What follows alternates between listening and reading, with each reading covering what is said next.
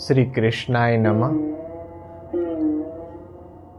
બાળકો અને ખાસ કરીને યુવા વર્ગ શ્રીમદ ભગવદ્ ગીતાથી અવગત થાય, આપણે સૌ સમજીએ ગીતાના મહાત્મ્યને, પ્રતિ દિવસે એક શ્લોક ગીતાનો અધ્યયન કરીએ અને આ મલ્ટીમીડિયા માધ્યમથી 1-1.5-2 મિનિટના વિડીયો દ્વારા આપણે શ્રીમદ ભગવદ્ ગીતાને આપણા બાળકો અને આપણા યુવાનોને શીખવીએ.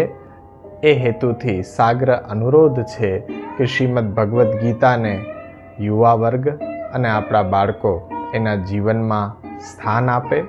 એટલા માટે વડીલોને પણ સાગ્ર અનુરોધ છે કે એને આપ ભગવદ્ ગીતાનો એક શ્લોક કાયમી કરાવો. આવો ભગવદ્ ગીતાને જાણીએ. સૌપ્રથમ ભગવદ્ ગીતાના કુલ શ્લોકો 700 છે અને ભગવદ્ ગીતામાં 18 અધ્યાય છે. કમસે કમ એ 18 અધ્યાયના નામ તો આપણે આપણા બાળકો અને યુવાનોને કંઠસ્થ કરાવીએ. આવો આપણે 18 અધ્યાયના નામ જાણીએ.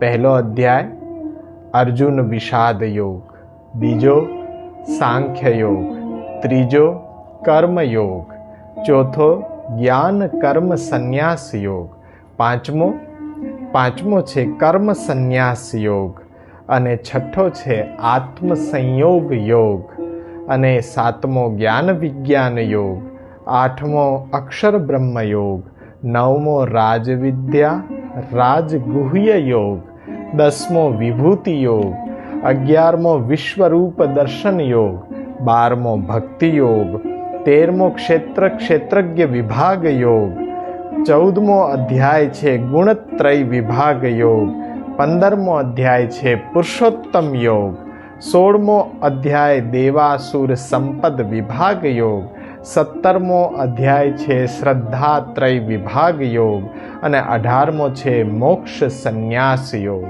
આ 18 અધ્યાયના નામ કંઠસ્થ કરો. એક કદમ अपनी संस्कृति की ओर.